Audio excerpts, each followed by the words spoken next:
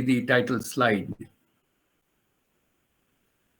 Okay, thank you. Now you can go on a mute. And one request, we'll take the question and answers at the end through the chat box only, because otherwise sound will be disturbing everybody opening up their microphone, etc. So please help us.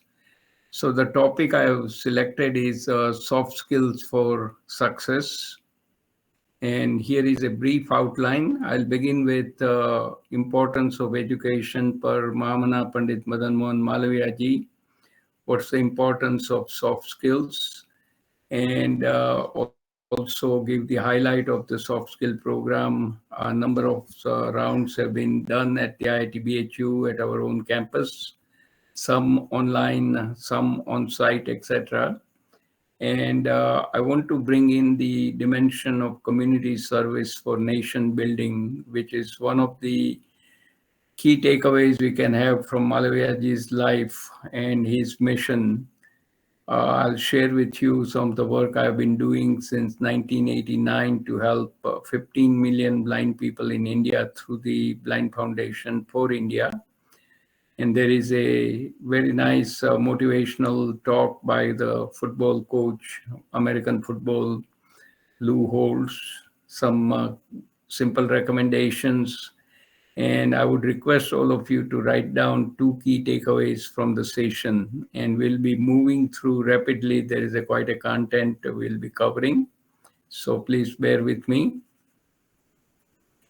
So if we look at what Mahamana told us, he says, I have no desire for kingdom, no desire for heaven, no desire for moksha.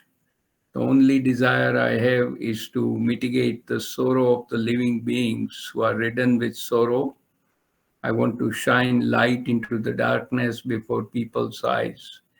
In other words, educate our young people and make them technical experts, and at the same time take up some social cause to uplift the society. Wonderful message from Mahamana Pandit Madan Mohan Malviya ji.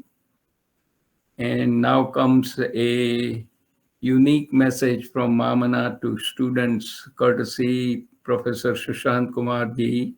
So I'm going to stop sharing and go to the link. And if the technology works well, we'll be in the same space. So bear with me.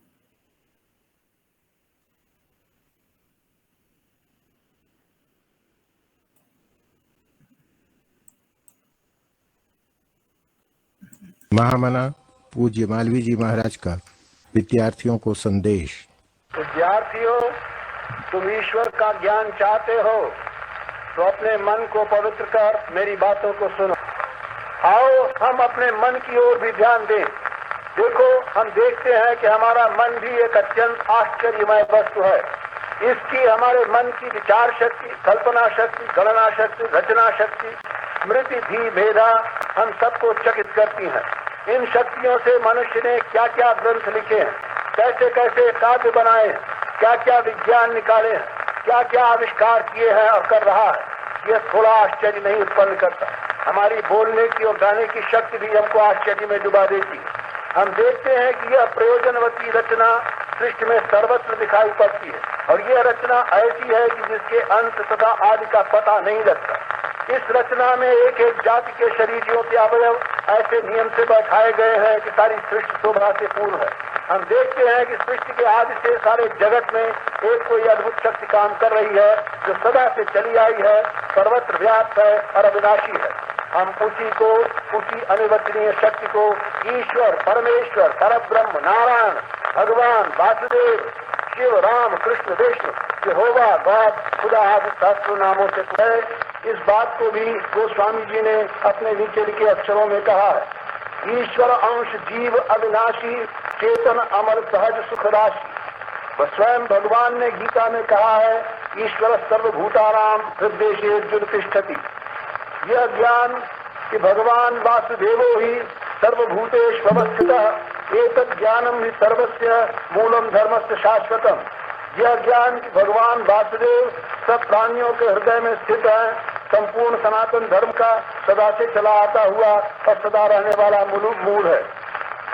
इसी को भगवान ने अपने श्रीमुख से कहा है कि विद्या और विनय से युक्त ब्राह्मण में, गौ बैल में, हाथी में, कुत्ते में और चांडाल में भी पंडित लोग समदर्शी होते हैं, अर्थात सुख दुख के विषय में उनको समान भाव से देखते हैं। तथा इसी भाव को लेकर महर्षि वेदव्यास ने कहा है, श्रूयताम धर्म सर्वस्वम श्रुत्वा चात्मधार्यताम आत्मन प्रतिकूलान परेशान न समाचरे। सुनो धर्म का सर्वस्व और सुनकर इसके अनुसार आचरण करो। जो अपने को प्रतिकूल जान पड़े, जिस बात से अपने को पीड़ा पहुंचे, उसको दूसरों के प्रति न करो। दूसरों के प्रति हमको वो नहीं करना चाहिए जिसको यदि दूसरा हमारे प्रति करे तो हमको बुरा मालूम होगा या दुख होगा। संक्षेप में यही धर्म है और सब धर्म की बात की कामना से किया जाता है। और यह भी कि जो चाहता है कि मैं जीऊं, वो कैसे दूसरे का प्राण हरने का मन करे। जो बात मनुष्य अपने लिए चाहता है वही औरों के लिए भी सोचनी चाहिए। अंत में एक भजन में मैं तुमको सब उपदेश का निचोड़ बताता हूँ।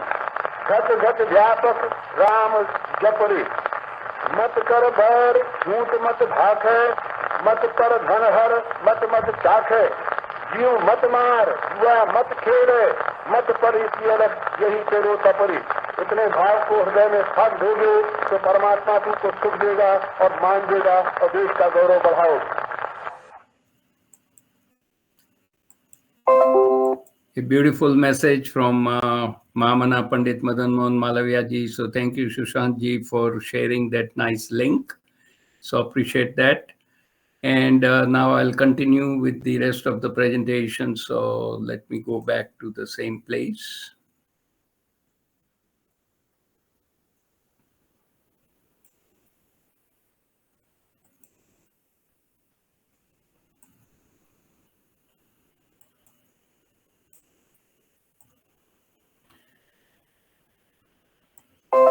So I want to make a simple comment that some of the things I'll be talking about, soft skills, which has many dimensions. A lot of this thing happened to come from our own family.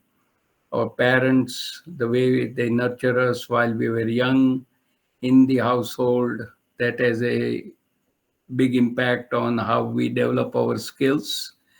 And if we miss some of that, then we go to schools, colleges, universities, where the teachers and the faculty take on the task of providing and inculcating these skills in us. And it's very, very important to understand the importance of these skills.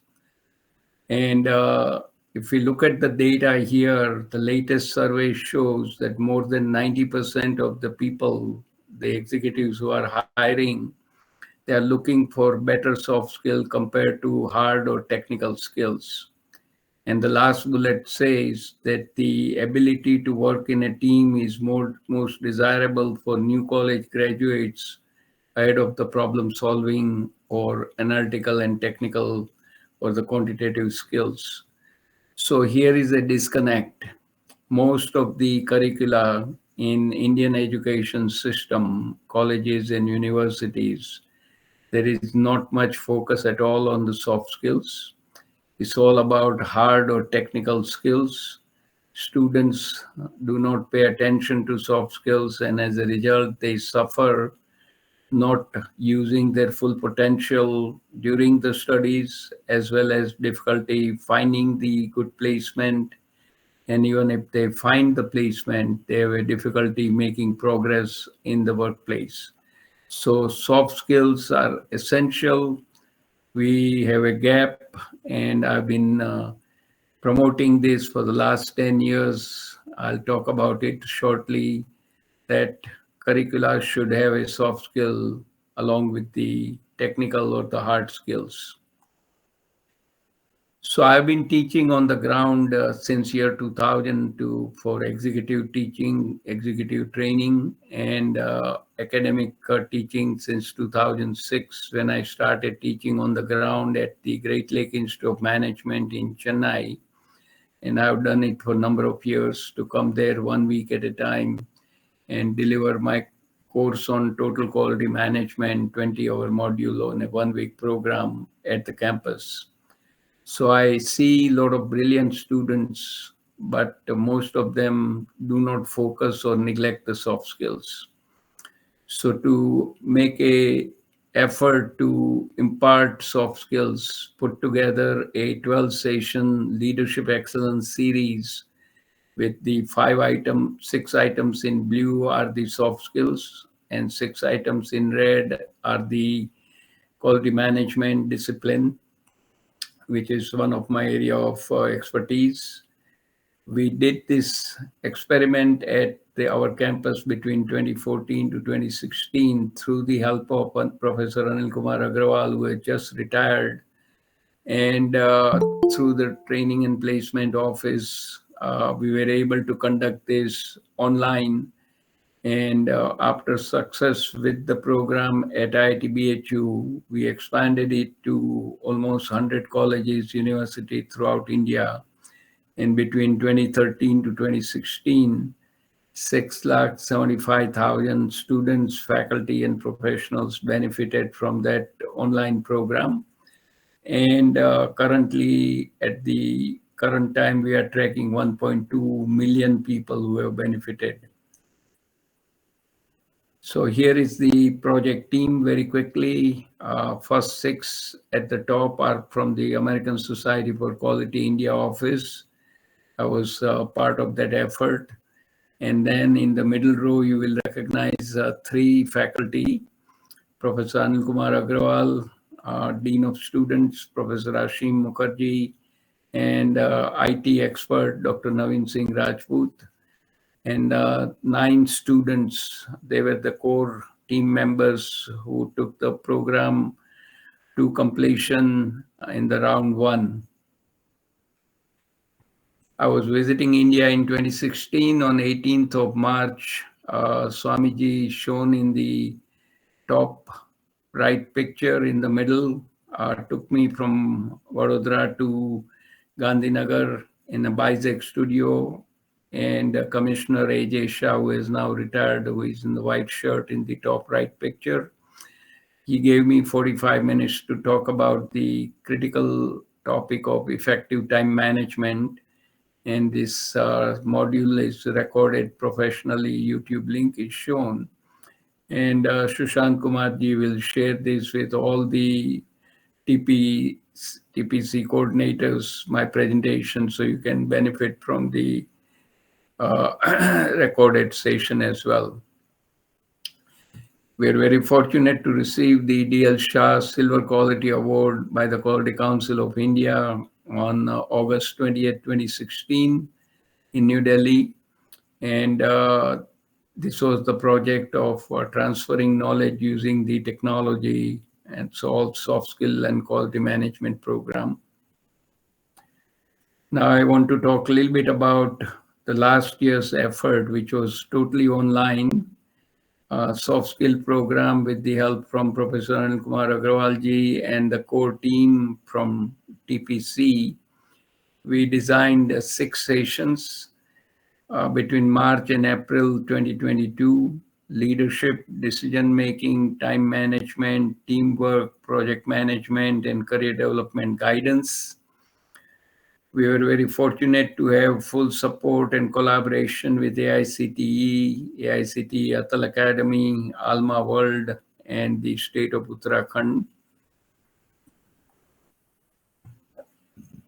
Each of the 6 sessions have been recorded, and the overall 6 sessions are captured on a website which is sitting at the TPC, and I'm going to stop sharing at this point and take you to the website, and I'll request one of the team member from that effort, Mekla Pavia, she will talk about her experience as well. So give me a second, I have to share it. I trust you are able to see the website where this soft skill program is housed at the TPC. Okay, thank you. So the focus is skilling, reskilling, and upskilling. Lots of benefit, improves teaching learning process. And by the way, when we did this program, not only the students, but the faculties from all parts of India were able to join and benefited from it. And hopefully down the road, we'll be doing some program with the help of Sushant Kumarji to motivate our own faculty at IIT BHU. And these 6 sessions, they're all synergistic, basically allowing you to become very proficient in project management. A brief about myself. So each of these sessions has been recorded. So there is a recording available, and my presentation PDF is also uploaded. So it's a full program sitting there for taking the benefit. Decision making, time management, teamwork, project management, and the career development guidance. We had excellent feedback, anywhere between 96 to 99.5% satisfaction from the students who attended from our campus. Lots of good media coverage, nice pictures in the gallery. And here was the core team. All of them have graduated except Mekla Bhavya. She is part of your TPC coordinators. So at this point, may I request Mekla to open her microphone and give a brief experience about what she benefited from it and how it went for her. Mekla. Surely, Manu. Yes, Manuji. Good morning, Manuji, and good morning, sirs, and good morning, all the team members. So this is Mekala Bhavya, and I'm from Metallurgy Part 5, as you all know. So yeah, last year we took the initiative of this SSP session, soft skills program session, and I have mainly taken care of the registrations part and the feedback part. When I've looked into it, like there were many registrations, around 1,000 plus registrations, and the good thing is that all of them almost attended the session. That a session's footfall was around 850 plus. So that is really a great thing, which helped all the students get motivated to attend Manu Voraji's session, because he always motivates students regarding this leadership, soft skills, and all. So when we took the feedback of each student, their feedback was mainly that they learned all the new learnings from the sessions. Like they improved their soft skills, and it really helped them through the get through the interviews and all. It really helped me also personally when I went to intern at my intern company. So the team, like as you have seen, decision making and leadership excellence and all, like those really helped me there. Like working in a team does require all these soft skills and decision making skills and all. So that really helped me, and it put me aside. Like my manager and mentor really appreciated me when I was leaving my internship. So they really told me that you are very good at this, and all. So I really benefited from all these sessions, and I personally know Manuji also. Like he always shares his award, whatever awards he got and all. One more thing I wanted to tell about Manuji is that he personally cares for his students and all. He personally called me and he asked me, you're sitting for placements, do you need any help or not? If you need any help, please let me know and all. So he is very good at heart as well. He's a very down to earth person, I could say, because no one calls, right? He's being in such a big position, and he doesn't need a call as well. Like he doesn't want to care also, but still he did that because we conducted his session and we got benefited. He just wanted to know whether we are doing good or not. So that's the nature of Manuji. Yeah. Thank you, Mekla. Appreciate your kind words. Yeah. Thank you, Manuji. Yes, sir. Thank you, sir. Thank you. Okay, back to the presentation.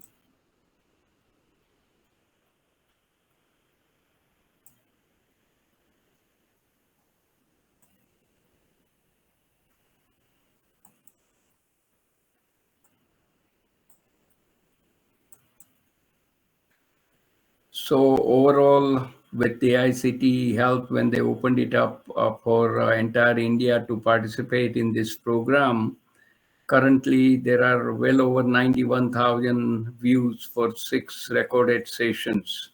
So it's a tremendous effort, and it brought a lot of publicity for IIT BHU for leading this effort from the TPC.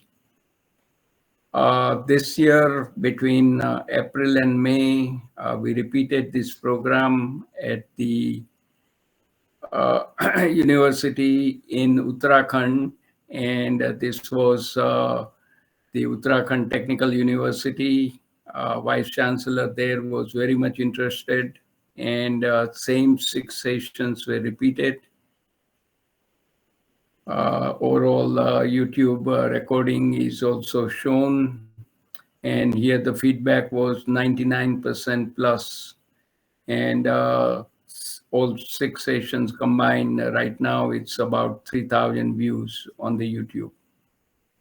That was in Dehradun.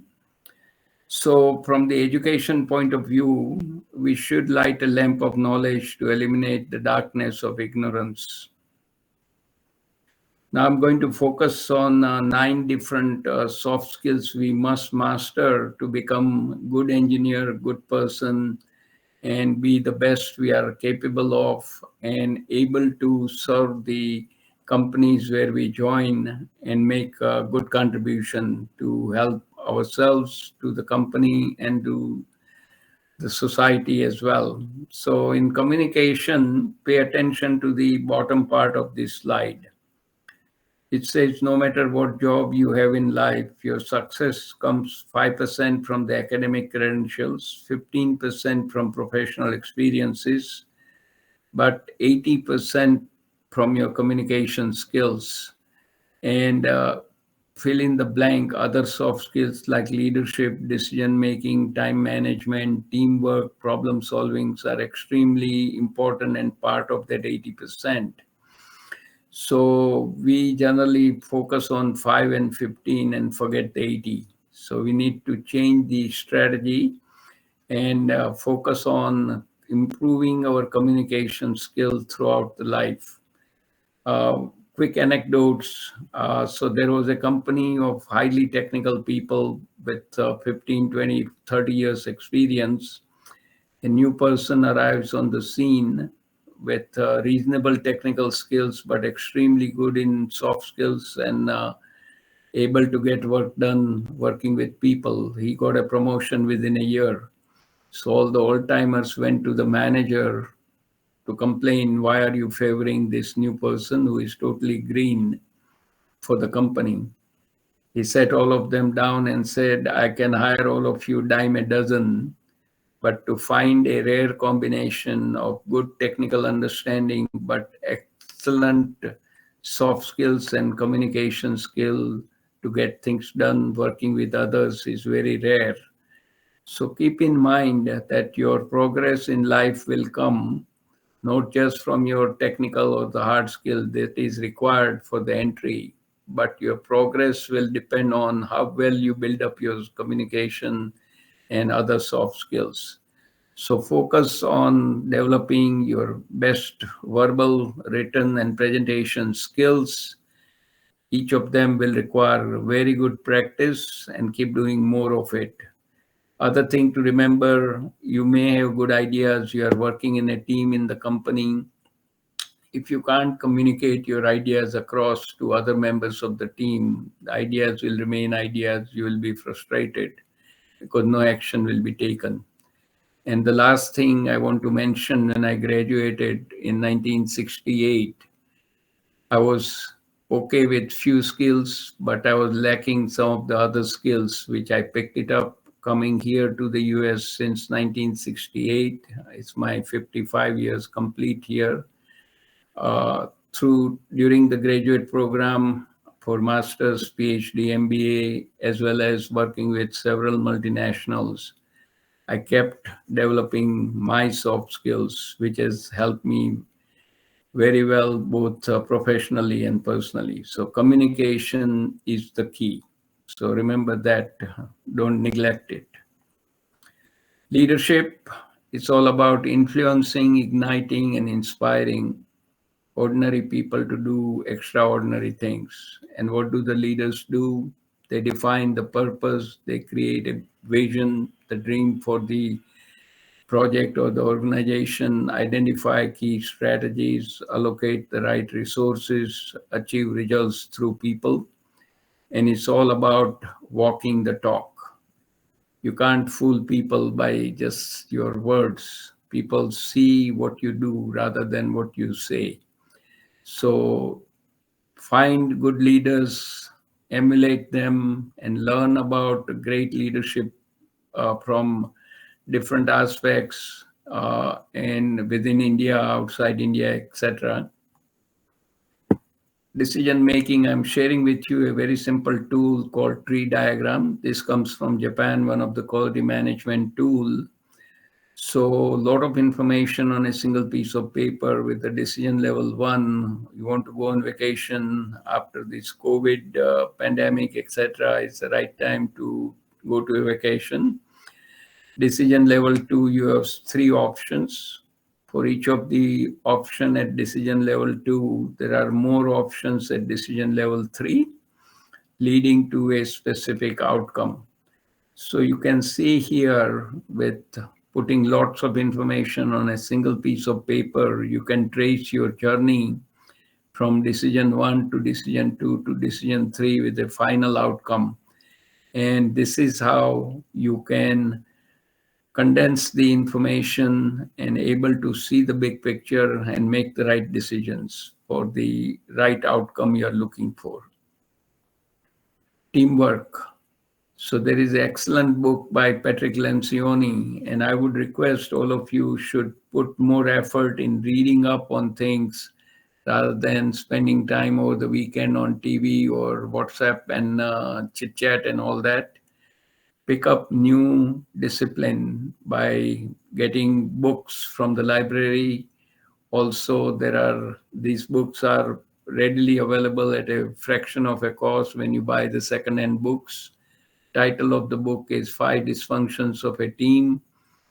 Patrick Lencioni has written about 10 books. Each of the topics are very relevant and highly practical leadership fables.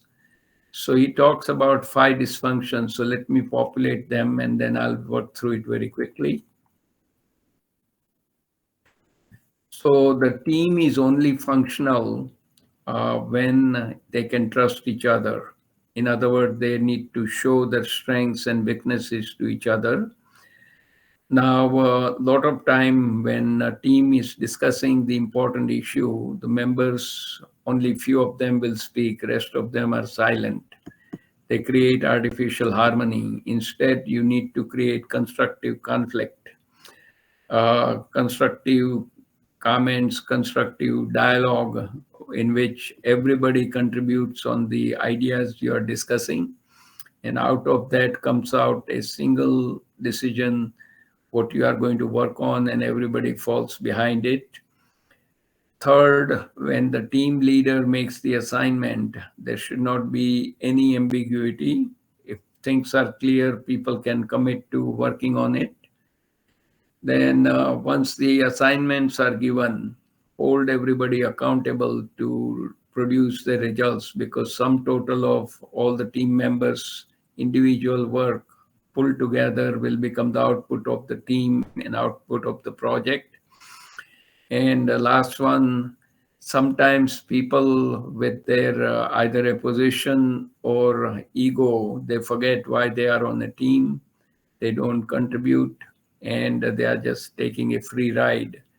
So that will be very detrimental to make the effective team. So message is, when you are forming a team, first thing team leader needs to do is bring everybody together and verify, are any of the dysfunctions present, remove the dysfunction, then the team is ready to fire on all cylinders. That's for the fun. So what is team? Team is many hands but one mind. It looks like a brain. Time management, sharing with you the Eisenhower box. On the y-axis, important or not important. On the x-axis, urgent or not urgent. This diagram focuses on top right quadrant, where not urgent but important. You should be spending between 90 to 95% of your time. Top left, urgent and important, no more than 5 to 10%, get it out of the way. That's all firefighting. Don't waste all the time on firefighting. Last two quadrants below, delegate or delete. So don't spend a lot of time on those. Now, once you start prioritizing what you are going to work on a daily basis, you will be able to manage your time, able to get things done and achieve the results you are looking for. And every day you should keep a checklist with the most important items, one or two at the top of the list, and keep working on it. Came across a nice definition of time management, so let me read it. Time is slow when you wait. Time is fast when you are late. Time is deadly when you are sad. Time is short when you are happy. Time is endless when you are in pain. Time is long when you feel bored. Every time is determined by your feelings and by your psychological conditions and not by the clock. So have a nice time always. Problem solving. Now, this is must for all engineers. It's not a rocket science. 6-step process. First, find out what is the exact problem. Take time to define the real problem. That's where half the work is done. Then determine the magnitude of the problem by using the data. Find out what is the root cause, what is causing the problem. Find the possible solutions to reduce the root causes. And if a solution reduces the root cause and causes, then make that as a permanent solution and tackle the next important problem. This should be must for all engineers to have problem solving. You should be able to do it in your sleep as well. Now, project management. So the research shows that world over only 25 to 30% of the projects are successful, rest are failure, and particularly in government sector, max around 20%. 1 out of 5 succeed, rest fail. So beautiful article from MIT Sloan Management Review, how the project leaders can overcome the crisis of silence. So these are the crises of 5 crises of silence. So first one, the project team must work around the facts. Secondly, the project sponsor should provide the support through the life of the project. Members of the team should follow the project management process faithfully and honestly assess the progress and the risk. And all team members must pull their weight to do their bit to solve the big problem and complete the project on time. Excuse me.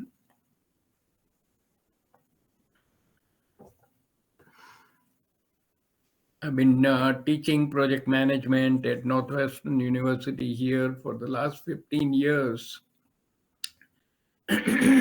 And one thing I can tell you, we as an engineer must be ready to understand the importance of leadership, decision making, time management, teamwork, problem solving before we become expert in project management.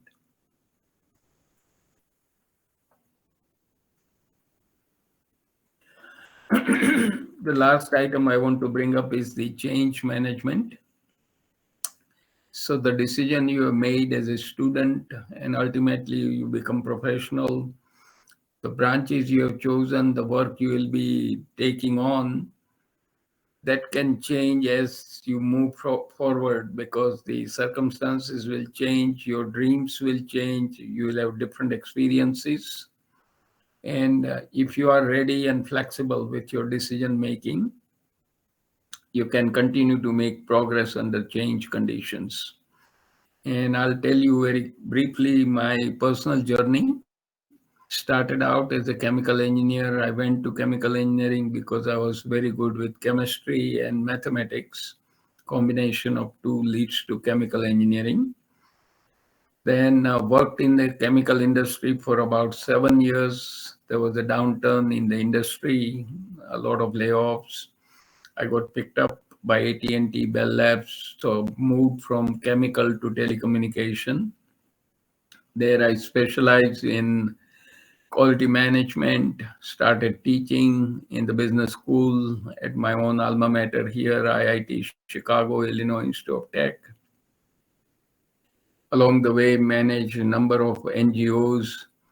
So if I'm ready and if I'm able to make progress, the discipline and ability to get things done and new opportunities come, you need to be ready.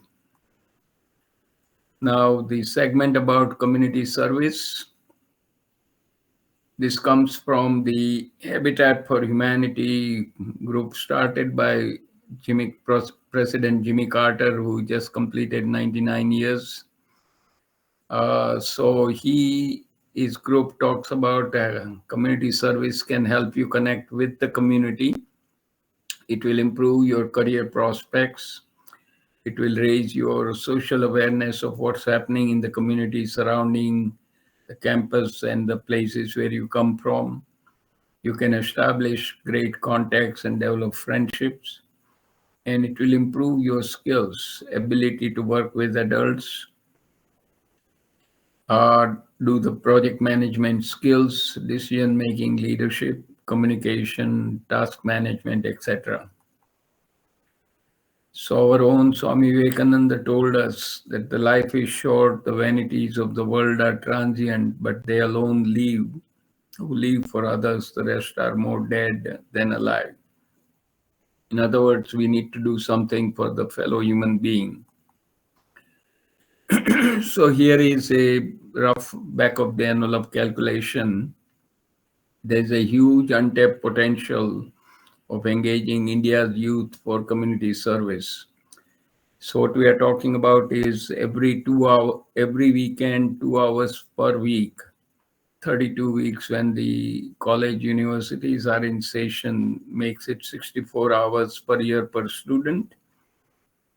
250 million students in HEI's Higher Education Institute. That amounts to 16 billion hours of community service we can have. Add to it the faculty is another 80.6 million hours. And in the Western world, I have put a footnote here, my both sons, when they were in high school, 4 years, they did between 300 to 400 hours of community service by going to the hospital, library, doing the pro bono service every weekend. Instead of sleeping all the way and getting up late, they will get up early and will drive them to the hospital or the library or the other places where they can provide their service.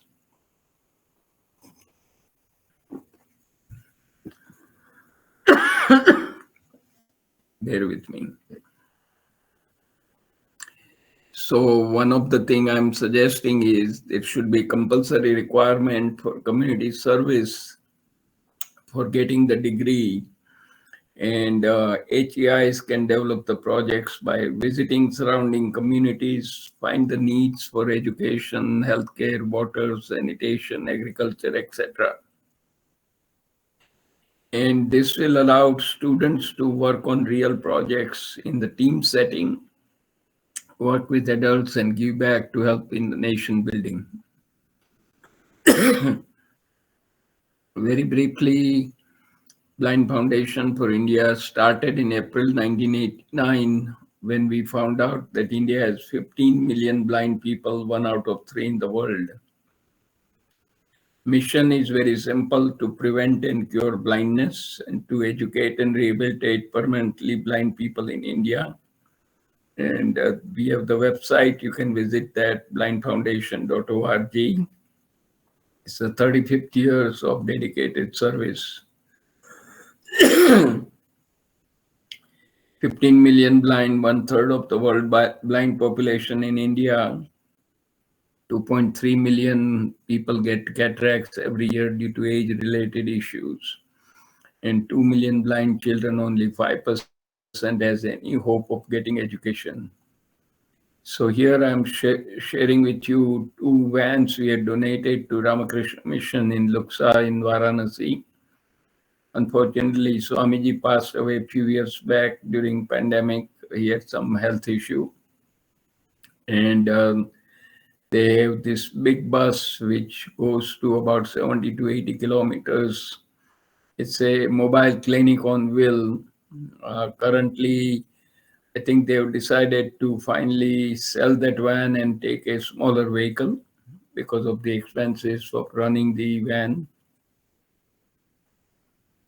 So the impact our foundation has made so far is our team has raised over $6 million since 91, 250,000 free cataract operations, 1 million people free eyesight checkup, million children examined for the eyesight classes, vaccination against measles and vitamin A, 10,000 braille kits to blind children, 140 mobile vans in 18 states, and 15 major projects with the Rotary International matching. So there is a saying in Sanskrit, Tamso ma Jyotirgamaya, God kindly lead us from darkness to light. Quickly want to share with you some accolade we have received for the work we have done. NRI of the Year Award 2018 in Mumbai, July 11, 2018. Last year, World Book of Records recognized the work done. This year, Jewels of India, Volume 2, where 75 Indian Americans were recognized. And the latest one, the Distinguished Alumnus Award on October 6th. So the giving back impact since '89 with over $12 million raised. Education, free gift of knowledge. In the last 10 years, 1.2 million people have benefited. And free gift of sight, adults and children, 2 million got the free eyesight checkup. We are in for the nice YouTube. So let me go back and open the right area.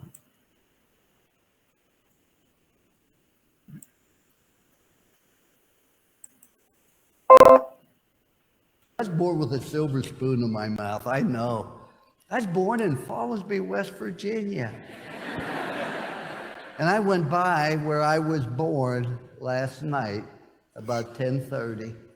I was born in a cellar at home, delivered by Dr. McGraw. We had one bedroom for my sister, myself, and my parents. We had a half bath and a kitchen. 7.5 years we lived in that place. There was no welfare. There was no food stamps. There was no safety net. But I always had plenty to eat. Because every time I asked for seconds, my dad would say, no, you had plenty. But the reason I was born with a silver spoon, my dad had only gone to the 3rd grade. That's all the education he had. But why was I born with a silver spoon in my mouth? Because I was taught by my parents that life's a matter of making choices, wherever you are, good or bad, because of choices you make.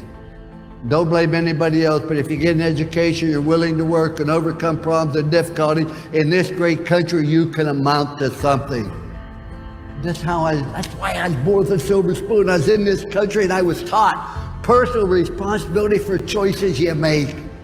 And when we talk about a commitment to excellence, that's a choice you make. What do you want to do? Having hopes and dreams and ambition. See, I think that is absolutely critical. Don't make the mistake I made. I've done a lot of dumb things, but let me tell you the one thing I regret. We went to the University of Notre Dame. We took a program on the bottom. We took it to the very top. And for 9 straight years, we went to a January 1 bowl, the sugar, the cotton, the orange, or the fiesta. Nobody's done it before. Nobody's done it since. We put it on top and we maintained it. That's the thing I regret the most. See, there's a rule of life that said you're either growing or you're dying. The tree's either growing or it's dying. So's grass, so's a marriage, so's a business, so's a person. Doesn't have a thing to do with age. My birthday candles cost more than a cake.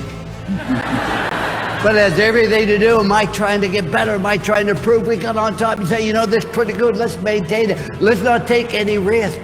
We finished second in the country at Notre Dame. Everybody called me an idiot. Guy finishes last in medical school. They call him doctor. That doesn't seem fair. When I left Notre Dame, I never thought I'd coach again.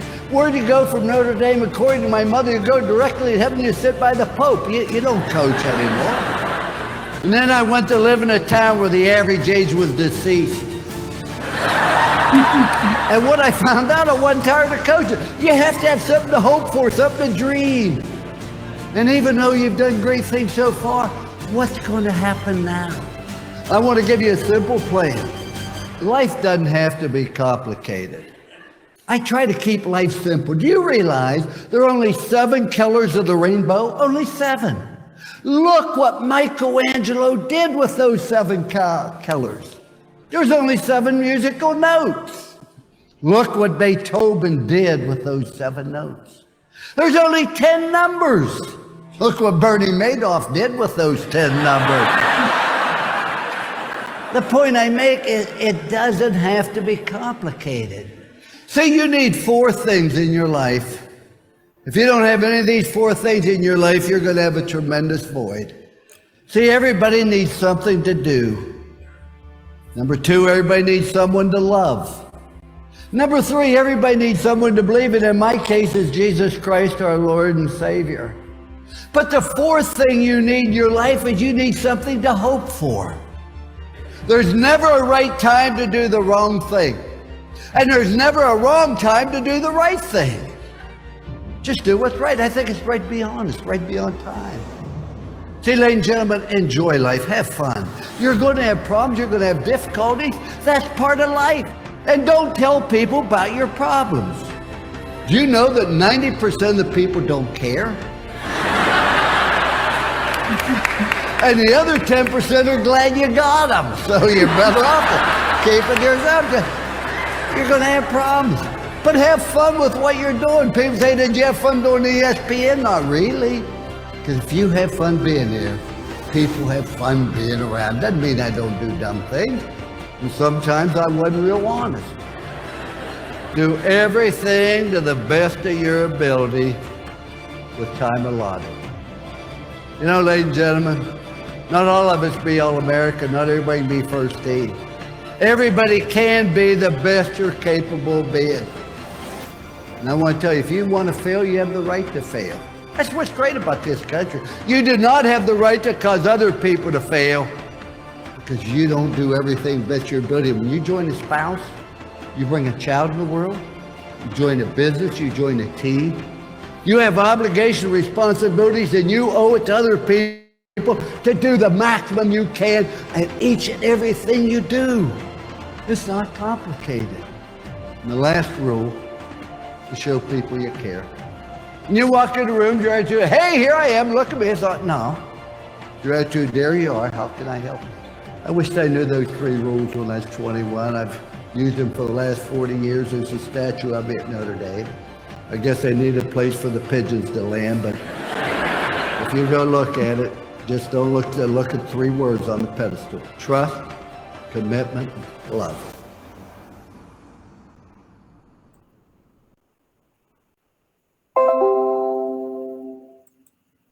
Beautiful YouTube message. I hope all of you will remember some of the good things Lou Holtz talked about. So let me finish up the presentation.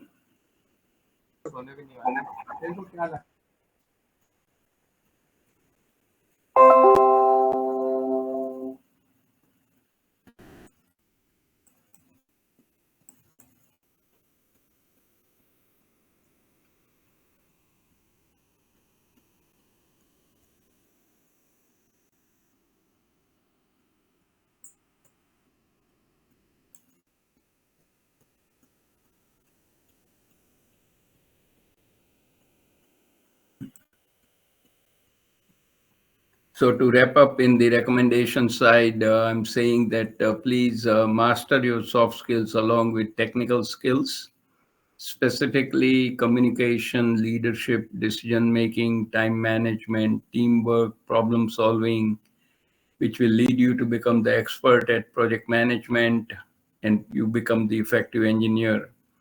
One more word of encouragement that with the National Education Policy 2020, it talks about multidisciplinary work education. So if you are an engineer, you should get exposure to the business side, take some elective courses in business. Personally, after PhD, I did my MBA with marketing. That has opened up a new dimension for me and it has served me well professionally and personally. Bottom line, when you master your soft skills, you have mastered your destiny. So don't forget that. And always remember, consider helping others in need throughout the life. And that is one of the ideals from Malaviaji we can learn. There is a career development guidance with the 4 pillars of success, the importance of planning, where we can use Dr. Deming's cycle, plan, do, study, act, leveraging your strengths, Strengths Finder 2.0, and I have that presentation. We'll be arranging that soon. Mastery of soft skills we talked about, and the community services discussed. So always manage your career for happiness and success. And one of the action item I've been discussing with Sushant Kumar ji is about TPC taking a lead with the help of DOSA and DORA to sponsor career development guidance webinar for all students at IIT BHU on a pro bono basis. This will serve everybody well. And I'm always delighted to lend my hand and provide my help. So write down two key takeaways from the session and time for few questions before we close.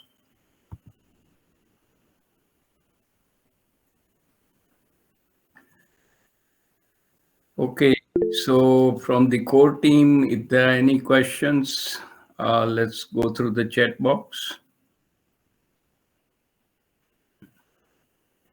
So there's a question from Ankit Sharma, civil engineering. What role emotional intelligence play in building strong professional relations and handling workplace challenges? Yes.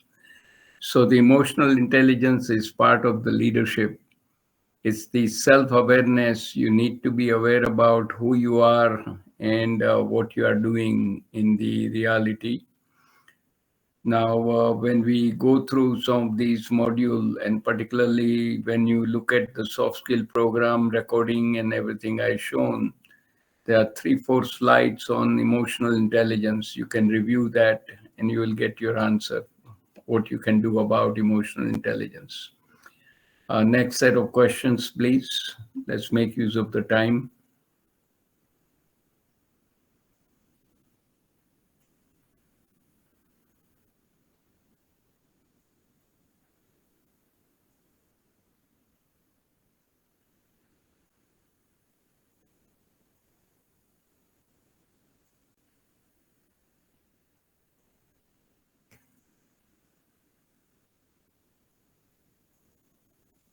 And there are 3 components, IQ, EQ, and SQ. IQ, you are all working on it, intelligence quotient, emotional quotient is the other one, and then a social quotient. So you need to be having a balance about 3 of them. So please visit the leadership module from the SSP link I had shown. So Sarthak Patidar, what to do at the time of difference in opinions among the members of the team?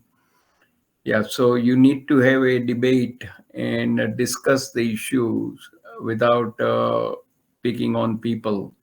So when there's a difference, first try to understand what the goal or the objective of the team is, and try to find a solution in line with achieving that goal rather than working on individual egos and individual items from each of the person. Next question by saying, Chavan, when facing challenges and being in a position where you are to lead, what things should one keep in mind so as to keep his subordinates motivated, his or her?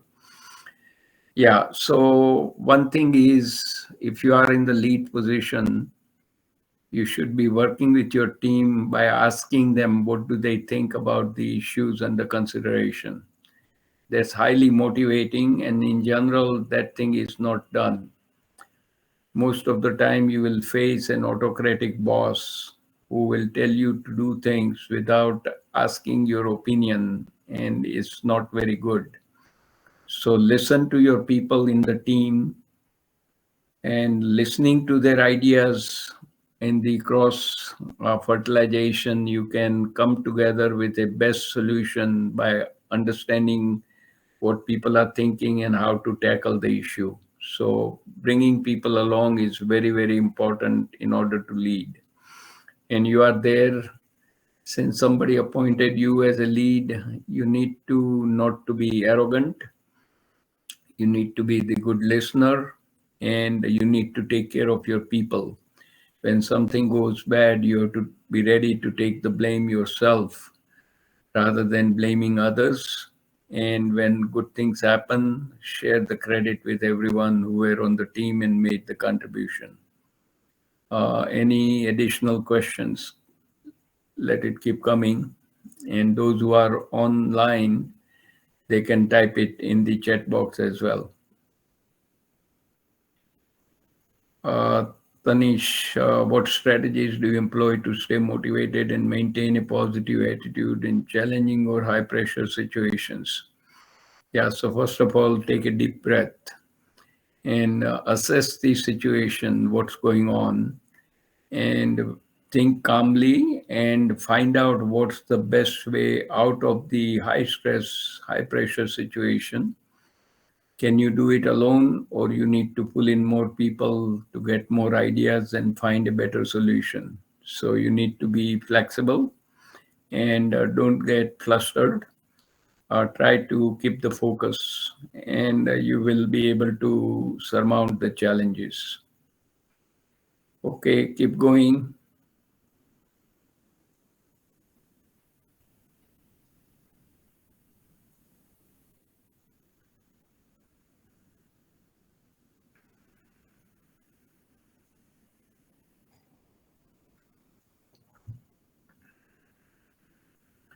Okay, Anjali Chaudhary, what to do when there are two options available, good in their own, but the results are different and you are confused what to choose?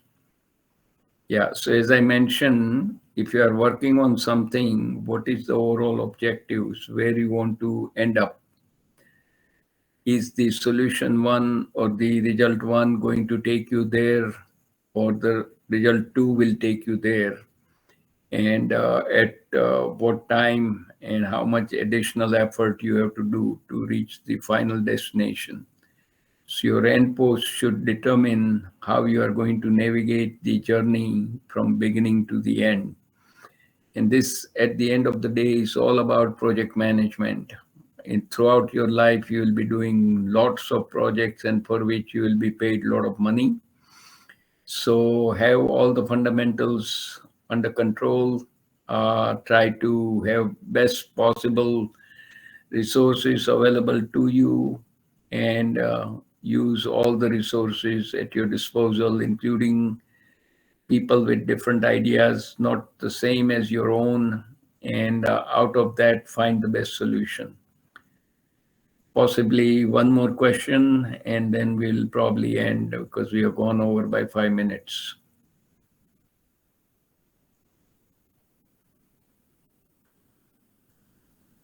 Okay, Abhay Singh, how do you decide between a setback towards the project or the wellness of your teammates when under very pressing situation? Yeah, so the team leader's job is, the project leader's job is extremely critical. He or she is not just there as a namesake, but keeping an eye on all the team members. First of all, giving them the right assignment based on their ability to deliver, in a sense, what their strengths are, and ask them for their volunteering for the tasks they are given to them. Secondly, when they are working on things and if they get stuck, give them a hand to find out what's causing them to stay back and what's coming in the way, and try to find a resource to open up the block, remove the obstacle, and keep the team constantly in touch with each other, so that, because it's highly dependent, one person's output will become input for the second person, etc. So they all need to be working in a synergistic mode. And that's the role of the team leader, to be the glue, putting everybody together and ensuring that they are all making progress and nobody is left behind. And more you do this in a team setting, team will be more coherent, they will be producing better results, and there will be less chances of high pressure things and failures coming at the end. Okay, with that, back to you, Sushantji. You can do the closing, and we will be closing out today's session.